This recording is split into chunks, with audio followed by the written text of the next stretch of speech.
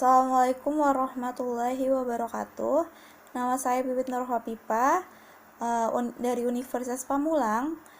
NIM saya 191010555644 dan saya dari ruang 433.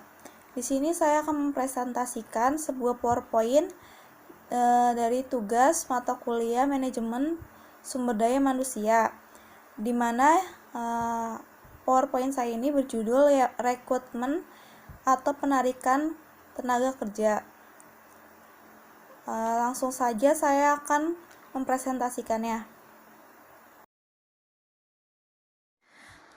Pertama ada pengertian. Menurut Hadari Nawawi, rekrutmen atau penarikan adalah proses menempatkan sejumlah calon tenaga kerja yang qualified untuk jabatan atau pekerjaan utama, produk lini dan penunjangannya. Di lingkungan organisasi atau perusahaan, proses penarikan dimulai ketika para pelamar dicari dan berakhir bila lamaran atau aplikasi mereka diserahkan. Hasilnya adalah sekumpulan pencari pekerja dari mana para karyawan baru diseleksi. Di dalamnya terdapat 3 kegiatan pokok yang terdiri dari kegiatan seleksi, kegiatan penempatan, dan kegiatan sosialisasi atau orientasi.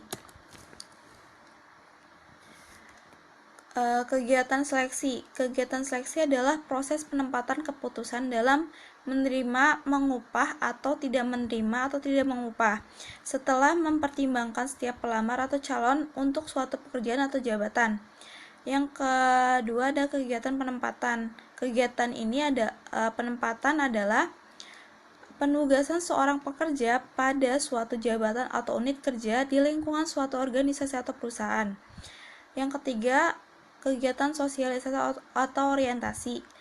Sosialisasi adalah proses orientasi seorang pekerja baru pada organisasi atau unit kerja tempatnya akan bertugas. Kegiatan ini disebut juga kegiatan orientasi sebagai salah satu kegiatan manajemen sumber daya manusia. Ada 4 sikap yang berbeda di lingkungan organisasi atau perusahaan.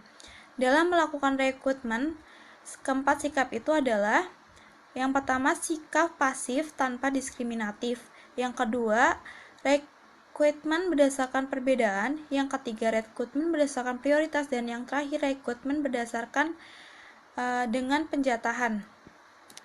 Kemudian ada beberapa alasan mengapa organisasi atau perusahaan menjalankan proses penarikan sumber daya manusia. Yang pertama, berdirinya organisasi atau perusahaan baru. Yang kedua, adanya perluasan ekspansi kegiatan organisasi atau perusahaan. Yang ketiga, adanya terciptanya pekerjaan-pekerjaan dan kegiatan-kegiatan baru. Yang keempat, adanya pekerja yang pindah ke organisasi atau perusahaan lain. Yang kelima, adanya pekerja yang berhenti, baik dengan hormat maupun tidak hormat, sebagai tindakan hukuman. Yang keenam, adanya pekerja yang berhenti karena memasuki usia pensiun. Dan yang terakhir, adanya pekerja yang meninggal dunia. Kemudian kendala-kendala penarikan. Di sini ada yang pertama ada kebijaksanaan organisasional. Kebijaksanaan ini berusaha untuk mencapai keseragaman manfaat hubungan masyarakat ekonomis dan sasaran-sasaran lain yang tidak berhubungan dengan penarikan. Di antara kebijaksanaan organisasional penting yang akan mempengaruhi penarikan adalah: yang pertama ada kebijaksanaan promosi, yang kedua ada kebijaksanaan kompensasi, yang ketiga ada kebijaksanaan status karyawan, dan yang keempat ada kebijaksanaan penerimaan tenaga lokal. Kemudian ada rencana-rencana sumber daya manusia. Lalu ada kondisi pasar tenaga kerja. Pasar tenaga kerja ini merupakan suatu wilayah geografis di mana kekuatan supply atau orang-orang yang sedang mencari pekerjaan berinteraksi dengan kekuatan permintaan atau perusahaan-perusahaan yang sedang mencari karyawan. Lalu ada kondisi-kondisi lingkungan eksternal, bisa dibaca sendiri. Kemudian ada kebijaksanaan organisasional, yaitu persyaratan-persyaratan setiap jabatan. Kemudian ada kebiasaan-kebiasaan pelaksanaan penarikan, Dan kemudian saluran-saluran penarikan. Metode-metode penarikan sering disebut sebagai saluran-saluran atau channels. Ada perusahaan menunggu secara pasif para pelamar lowongan pekerja yang datang kepadanya, dan di lain pihak banyak perusahaan lainnya yang menggunakan pendekatan lebih agresif dalam penarikan karyawan potensial. Perusahaan dan pelamar biasanya memanfaatkan sejumlah terbatas atau saluran yang tersedia. Berbagai saluran atau sumber yang dapat digunakan untuk penarikan karyawan adalah walk-ins. Kedua, ada rekomendasi dari karyawan atau employee referrals. Ada 3 pengiklanan. Yang keempat, ada agen-agen penempatan kerja. Yang kelima, lembaga-lembaga pendidikan. Yang keenam, organisasi-organisasi karyawan. Yang ketujuh, ada leasing. Ke-8 ada nepotisme. Ke-9, asosiasi-asosiasi profesional. Yang ke-10 ada operasi-operasi militer, dan 11 ada open house. Saya akan menjelaskan sedikit tentang walk-ins. Walk-ins di sini pelamar atau pencari kerja datang sendiri ke perusahaannya. Lalu rekomendasi dari karyawan, para karyawan perusahaan sekarang bisa merekomendasikan mencari pekerjaan kepada departemen personalia. Metode ini mempunyai beberapa kebaikan khas. Yang pertama, karyawan yang memberikan rekomendasi berarti telah melakukan penyaringan pendahuluan. Lalu kedua, perusahaan memperoleh informasi lengkap dari memberi rekomendasi tentang pelamar. Yang ketiga, karyawan akan cenderung merekomendasikan teman-temannya yang mempunyai kebiasaan dan sikap yang hampir sama. Dan terakhir, pelamar telah mengetahui karakteristik organisasi dan karyawan memberi rekomendasi. Kemudian ada pengiklan. Pengiklan atau advertising adalah suatu metode efektif lainnya untuk penarikan akhir-akhir ini. Ada kecenderungan terhadap penarikan yang lebih selektif melalui pengiklan. Dipengaruhi paling tidak dengan 2 cara. Yang pertama, pengiklan bisa dipasang pada media yang hanya dibaca oleh kelompok tertentu. Yang kedua, informasi lebih banyak tentang perusahaan. Kemudian agen-agen penempatan kerja.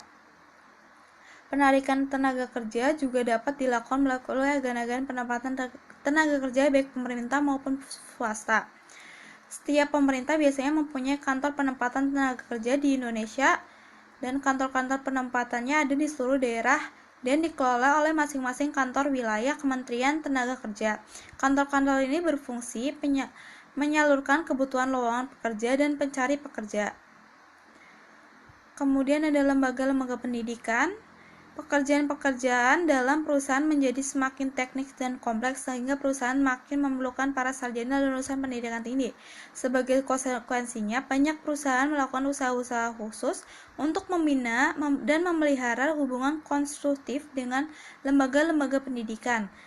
Kemudian untuk organisasi-organisasi karyawan di negara-negara maju di mana serikat buruh cukup kuat, perusahaan dapat menarik karyawan dengan keterampilan-keterampilan tertentu melalui organisasi karyawan.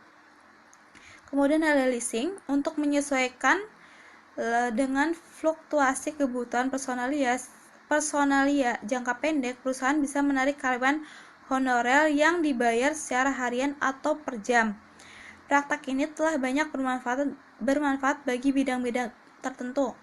Dengan cara leasing, perusahaan tidak hanya mendapatkan personalia yang terlatih baik terpilih, tapi juga menghindari perusahaan dari kewajiban-kewajiban dalam pensiun, asuransi, dan kompensasi tambahan lainnya.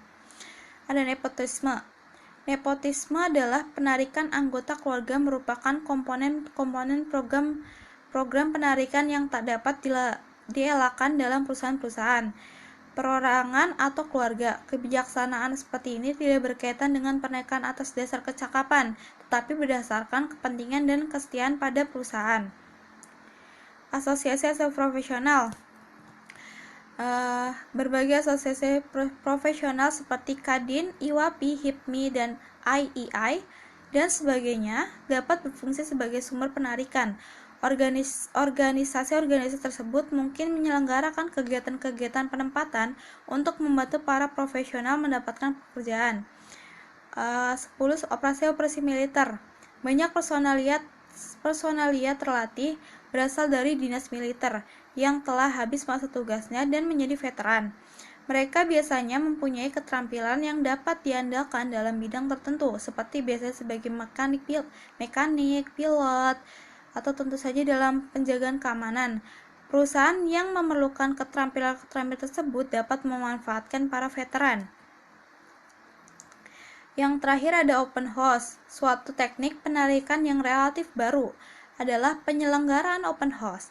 Orang-orang di sekitar perusahaan diundang untuk mengunjungi dan melihat fasilitas perusahaan, memperoleh penjelasan dan mungkin menonton pemutaran film mengenai perusahaan. Dengan cara ini, orang-orang diharapkan tertarik untuk bekerja di perusahaan. Metode ini terutama berguna untuk menarik para karyawan dengan keterampilan yang langka atau dengan kata lain sumber supply-nya terbatas. Evaluasi penarikan. Tidak semua perusahaan berhasil dalam program-program penarikan, oleh karena itu sumber-sumber yang digunakan senantiasa harus dievaluasi dan dinilai dengan derajat sukses dalam perolehan personalia yang cakap dan memenuhi persyaratan. Secara terinci, sukses fungsi penarikan dapat dinilai dengan menggunakan sejumlah kriteria. Kriteria itu adalah dengan urutan sesuai dengan derajat pentingnya. Yang pertama ada jumlah pelamar, yang kedua ada jumlah usul tentang pelamar yang diajukan untuk diterima, yang ketiga ada jumlah penerimaan atau planner yang diterima, yang keempat ada jumlah penetapan karyawan yang berhasil. Kemudian untuk belangko lamaran pekerjaan. Belangko lamaran pekerjaan atau job application blank mengumpulkan informasi tentang para pelamar dalam bentuk yang seragam. Informasi yang dikumpulkan dari setiap pelamar hendaknya dapat dibandingkan. Bagian-bagian pokok belangko lamaran dapat diuraikan berikut ini. Yang pertama ada data pribadi, yang kedua ada pendidikan dan keterampilan, yang ketiga ada pengalaman kerja, yang keempat ada status pekerjaan, yang kelima keanggotaan organisasi atau penghargaan dan hobi, yang keenam ada referensi, dan yang ketujuh tanda tangan. Oke, sekian presentasi dari saya. Mohon maaf apabila masih banyak kekurangan dari saya. Semoga yang saya presentasikan dapat bermanfaat bagi Anda semua. Terima kasih. Wassalamualaikum warahmatullahi wabarakatuh.